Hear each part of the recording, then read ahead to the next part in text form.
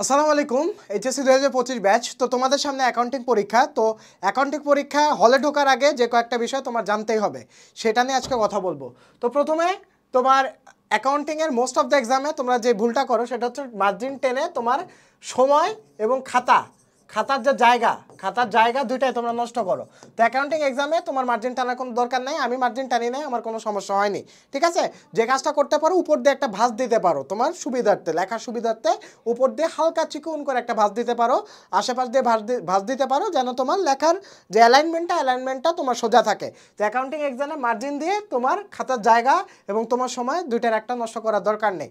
ঠিক আছে, তো অ্যাকাউন্টিং খাতাটা তোমার অনেক সময় যখন বড় ছক থাকবে তখন তোমার মানে ভার্টিক্যালি না রেখে তোমার হরাইজন্টালি তুমি লিখতে পারো। যেমন হচ্ছে ধরো তোমার এই যে এটা হচ্ছে তোমার খাতা দিল, হ্যাঁ, তো খাতা তোমার দিল, তুমি হচ্ছে অনেক ক্ষেত্রে যেমন লেনদেনের তোমার প্রমাণ করো ইকুয়াল টু এল প্লাস ওই, তো ওই ক্ষেত্রে তুমি এইভাবে লিখবা না, ওই ক্ষেত্রে তোমার খাতাটা এইভাবে করবা, এভাবে করে এখান থেকে তুমি ছক দিয়ে তারপরে এখান থেকে লিখবা।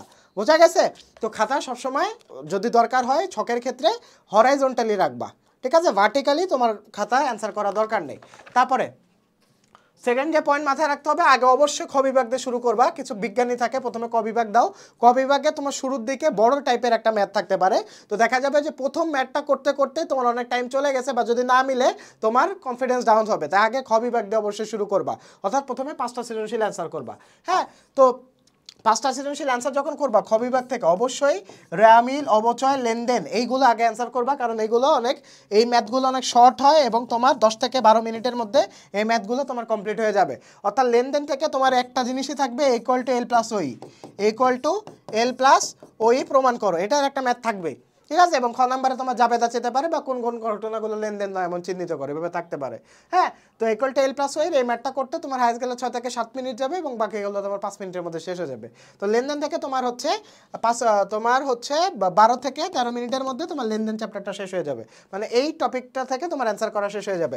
তারপরে অবচয় থেকে তোমার সরলরৈখিক পদ্ধতিতে অবচয় এবং ক্রমহ্রাসমান জের পদ্ধতি এটা আসবে, এবং যদি একটু টাফ করে বর্ষ সংখ্যা সমষ্টি পদ্ধতি আসতে পারে।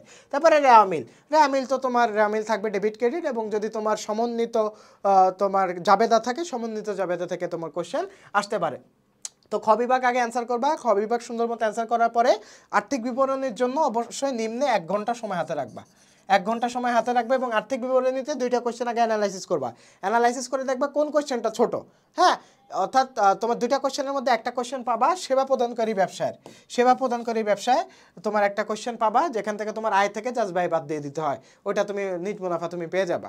ঠিক আছে, তো সেবা প্রদানকারী ব্যবসা থাকলে ওইটা আগে অ্যান্সার করো, সেবা প্রদানকারী ব্যবসায় থেকে একটা আর্থিক বিবরণী থাকার সম্ভাবনা অনেক বেশি।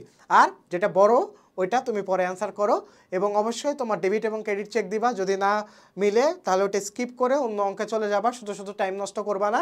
হিসাব বিজ্ঞানে কিন্তু একমাত্র এ প্লাস মিস যাওয়ার কারণ হচ্ছে টাইম ম্যানেজমেন্ট যদি না করতে পারো এই হিসাব বিজ্ঞানে তোমার এ প্লাস মিস যাবে।